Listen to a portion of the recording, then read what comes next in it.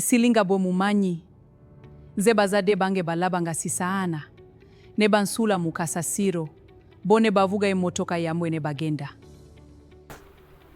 Nga bwe mumanyi, nalina wiiki emu bazadde bange ne basalawo nti sisaanira.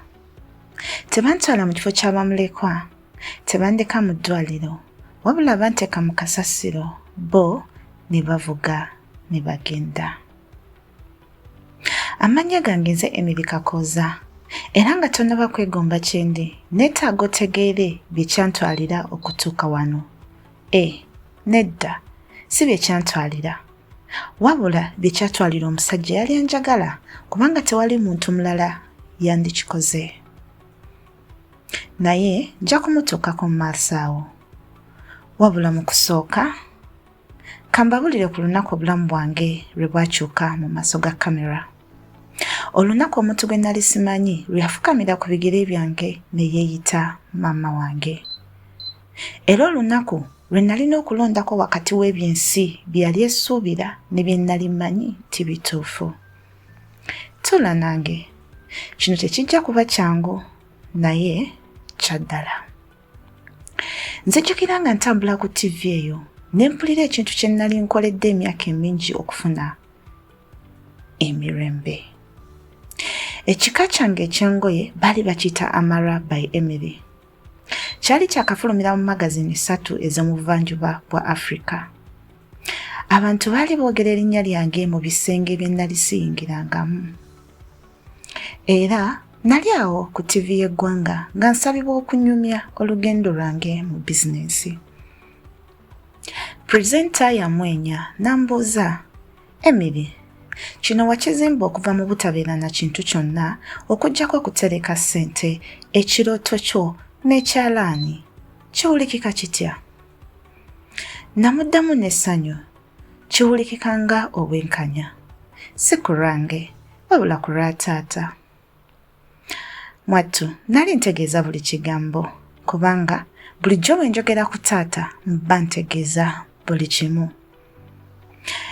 Nali wakati mu kunnyonnyola ennaku ezaasooka ez'olugendo lwange, ekiro kye natunga okutuusa engalo lwe zannuma, engoye ze natambuzanga ku bodaboda mu nkuba. Awo ne ndaba akajagalalo okumpi n'omulyango oguyingira mu studio. Omukuumi yadda amaaso oluvannyuma n'adda emabega ng'alinga ateekakasa. Era omukazi omukulu n'ayingira. Yali ayambadde bulungi naye ng'emikono gye gikankana. Emabega we waliyo omusajja omukulu n'omuwala ng'alinga ow'emyaka gyange. Eyali alabika nga talina mirembe, ng'omuntu aleeteddwa mu kifo kye yali tayagala kubaamu. Nasooka kwetegereza amaaso g'omukazi oyo omukulu. Bwe batyo bajja we nnali. Baayita mu maloboozi ago gonna ne mu kamera, ne mu nnyiririza abawuliriza abaali batudde. Amaaso ge gasibira mu maaso gange ne gasigala awo. Engeri gy'otunuliramu ekintu kye wafiirwa, engeri gy'otunuliramu ekintu ky'obadde onoonya. Era waliwo ekintu mu lubuto lwange ekyagenda nga kisirika. Emily, eddoboozi lye eryamenyeka ku kigambo ekyo ekimu kyokka. Yatandika okutambula ng'ajja gye ndi. Emily muwala wange, nsonyiwa nnyo. Era awo omukazi ono, omukyala ono omukulu gwe nali siramangako mu bulamu bwange, yafukamira. Awo wennyini wansi mu studio za TV, mu maaso ga kamera, mu maaso g'abantu be batamanyi. N'aŋŋamba, nze maama wo, nakusuula. Ensonyi zino nzeetisse okumala emyaka 30. Nsaba Emily, nsaba onsonyiwe. Njagala okubuulira bye nawulira mu kaseera ako.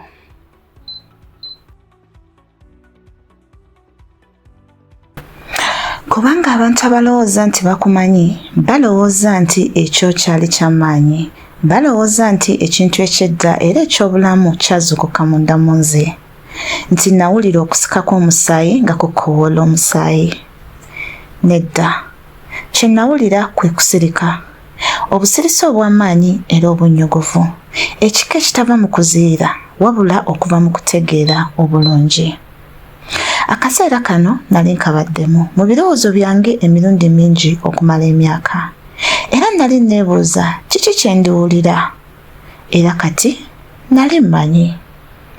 Saawulira kintu kyonna kifaanana nga kye baali basuubira, era ekyo kyaleetera abantu obutabeera bulungi. Bannange, obwama bwatandika kumpi amangu ago. Nali mpulira nga butambula mu balabi ng'empewo eyita mu muddo omukalu. Oyo yennyini omutuufu afukamidde ayinza atya okuyimirira awo? Kati mugagga kimufiiriza ki okusonyiwa? Alina omutima omubi, ali mu kwewulira. Ogwo gwe musaayi gwe, ogwo gwe musaayi gwe. Purezenta yankyukira mu mpola n'obwegendereza engeri gy'osemberera ekintu ekiyinza okukutuka. Emily, omukyala ono agamba nti ye maama we omutuufu. Azze wano mu lujjudde okukusaba okusonyiyibwa. Kiki kye wandyagadde okumugamba? Natunulira purezenta, natunulira abantu, natunulira kamera. Era nindowooza ku buli muntu alaba ng'ali awaka eyali yasalawo edda omukazi ow'ekika ki gwe nsaanidde okuba. Buli muntu yali yawandiikedde enkomerero y'emboozi yange mu mutwe gwe. Oyagala musonyiwe? Bwe namugamba tekyali kibuuzo. Mulaba omukazi ng'afukamidde ne mumusaasira, nkitegeera. Alinga maama ali mu bulumi. Alinga omuntu eyakola ensobi n'abonaabona ku lw'ensobi eyo. Muwulira ebintu. Nkiraba mu maaso gammwe naye temumanyi kye yakola. Kuba nali wa wiiki emu, nali wa nnaku 7, abantu bano ababiri awo ne bantunuulira, si mu bukyayi wabula mu bwesimbu bwokka. Ne basalawo nti nali sisaanira kukuumibwa. Baali bato, baali bennyamivu, baali baagala omwana ow'obulenzi, era bwe natuuka nga ndi mwana wa buwala ow'ennaku 7 nga talina kyakoze okuggyako okussa era nga yeetaaga okusitulibwa bazadde be. Bo baavuga ne bagenda ku kasasiro era ne bandeka eyo. Nawulira eddoboozi nga litambula nga liyita mu balabi, si bigambo, eddoboozi lyokka. Eddoboozi abantu lye baakola ng'ekintu kye bakubye awalala we batasuubira. Si mu ddwaliro, si ku madaala ga kkanisa omuntu mwayinza okusanga amangu, wabula mu dust bin. Nalekebwa okuzuulibwa oba obutazuulibwa, okubeera omulamu oba obutabeera mulamu. Nasangibwa omusajja ayitibwa John Kakoza. Nawulira eddoboozi lyange nga likyuka ku linnya eryo bulijjo likikola. Siyinza kukyerabira, erinnya eryo likola ekintu ewatali linnya ddala mu lulimi lwonna liryali kikozeeko. John Kakoza teyali mugagga.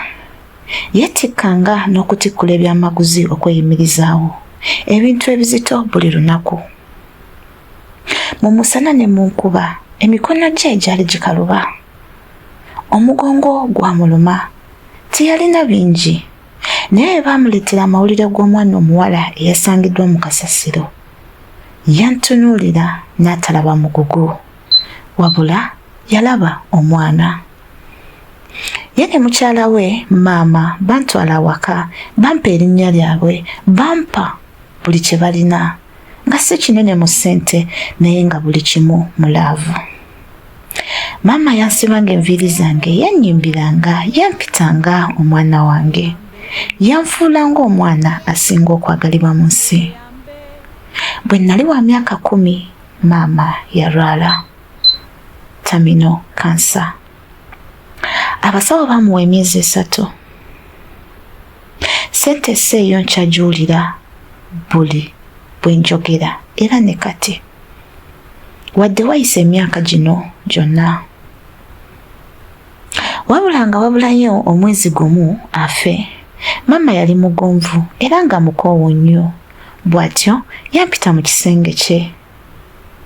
Yatuula mu kitanda ekyo n'ambuulira amazima nti bankuza bukuza ng'omwana waabwe kuba nalondebwa nga nsuuliddwa mu kasasiro. Yaŋŋamba nti osaana okumanya buli kimu era ebyo bye byali ebigambo bye, osaana okumanya. Yaŋŋamba wadde kyamufiiriza ekintu okukyogera, wadde yali agenda kufa, yalonda obwesimbu okusinga okubudaabudibwa kubanga oyo ye kika ky'omukazi gwe yali, oyo ye kika ky'omukwano gwe yalina. Maama yafa oluvannyuma lwa wiiki 4 era taata yasigala agenda mu maaso. Mu bukadde bwe ng'omugongo gumuluma buli mwaka ng'ali yekka naye ng'akyetikka n'okutikkula, ng'azzukuka ng'enjuba tennavaayo. Yansindikiranga ssente z'ebisale by'essomero ne bwe nalinga kimanyi talina wadde. Bwe ntyo nafuna scholarship mu siniya, nayita mu yunivasite era olunaku lwe natikkirwa taata yayimirira wabweru w'omulyango gwa yunivasite ng'ayambadde essaati ye esinga obulungi gye yakuuma ng'azinze wansi mu nsawo ye n'akaaba. Saamaziga ag'ennaku wabula ekika ekirala. Era ekiro ekyo neesuubiza nzekka nti obulamu bwange bwonna nja kumala nga nkakasa nti omusajja ono taddamu kusitula kintu kyonna kizito. Era ekisuubizo ekyo nkikuumye. Taata wange John Kakoza abeera bulungi leero, yawummula, alabirirwa, ayagalibwa. Eyo ye famire yange era awo wenva. Bwe ntyo nakyuka ninzirayo ku mukazi eyali wansi ne mmugamba nkusonyiye, njagala otegeere bulungi ensonga eno. Nakusonyiwa dda, si ku lw'obulungi bwo wabula ku lwange. Okukyawa kuzito nnyo okusitula. Nakuteeka wansi ne ngenda mu maaso era oli musonyiwe.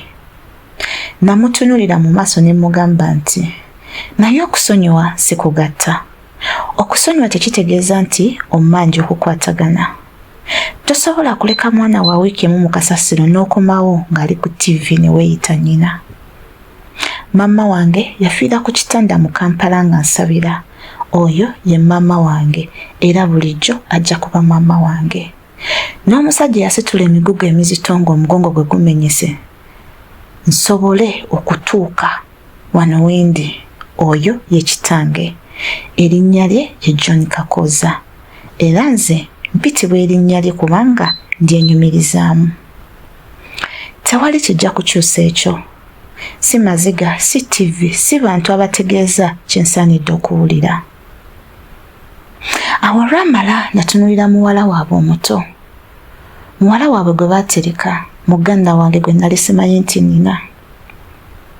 Namugamba ggwe jangu wano. Yalabika ng'akankana, amaaso ge gaali gamyusa olw'okukaaba. Bwe ntyo ne mugamba tewalonda kintu kyonna ku bino. Wazaalibwa mu maka gano, tewasalawo ku bye baakola era tolina musango. Oli musaayi gwange era tolina kibi kyonna ky'okoze. Namugololera omukono gwange ne mugamba nkukkiriza era nkwagala era buli lw'oba weetaaga omuntu nja kubeerawo. Bambi yamenyeka era mu butuufu nange katono nkikole kubanga yanzijukiza kye nali. Omuwala ng'atambulira mu mboozi gy'atawandiika. Enneewulire eyo ngitegeera. Omukyala omukulu yava wansi era yali alekeddeawo okukaaba. Yantunuulira era ekyali mu maaso ge tekyali nnaku wabula kwali kutegeera. Ekika ekigenda empola eky'entiisa, ekika ekituuka ekikeereza ennyo okukyusa ekintu kyonna. Bw'atyo yanyenya omutwe nange ne munyenyeza omutwe. Ekyo kyali kimala. Nafuluma studio eyo ninkubira taata essimu.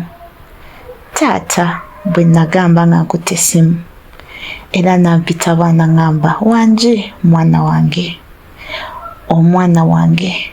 Era bwe kityo buli kimu kyali kizzemu okubeera ekituufu. Buli kimu kyali kya ddala nga bwe kyali kirina okuba nga sirina kye nnejjusa kubanga manyi kyendi. Nze Emily Kakooza nasuulibwa nga nina wiiki emu neesitulibwa omukwano. Si kwagala okutuukiridde oba okwagala okwannamaddala. Ekika ekiraga nti kikooye, ekika ekigenda mu maaso nga kirina ensonga yonna okuyimirira. Okwagala okwo kyendi, okwagala okwo bwe busika bwange. Era tewali maziga gamulujjidde oba maviivi agafukamidde gayinza kuddamu kuwandiika ebyo ebyawandiikibwa edda magumba gange. Era eri taata wange John Kakooza, taata bw'oba olaba bino buli kye nnina kiva ku ggwe. Kwagala nnyo era nja kumala buli lunaku olw'obulamu bwange nga nkakasa nti okimanyi.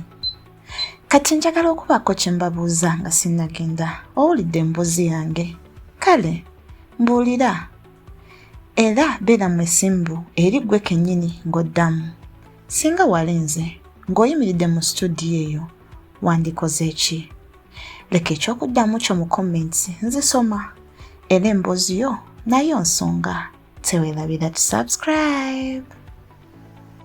Please subscribe, like, and hit the bell icon. It helps us keep bringing you amazing content.